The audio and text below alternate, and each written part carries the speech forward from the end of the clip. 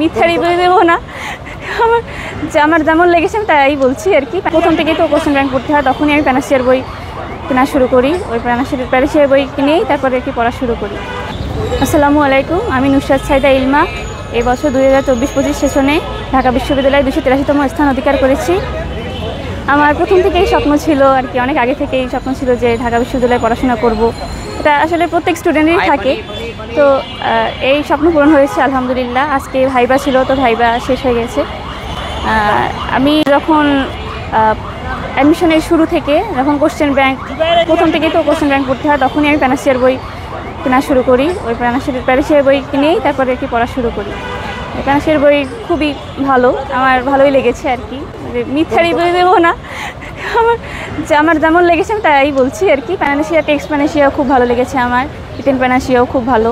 মানে এটা পড়লে আমি জুনিয়রদেরকে আমি এই পরামর্শ দিতে চাই যে তোমরা টেক্সট প্যানাসিয়া বলো, প্যানাসিয়ার সিরিজে যত বই আছে তোমরা চাইলেই পড়তে পারো, ভালো খুবই।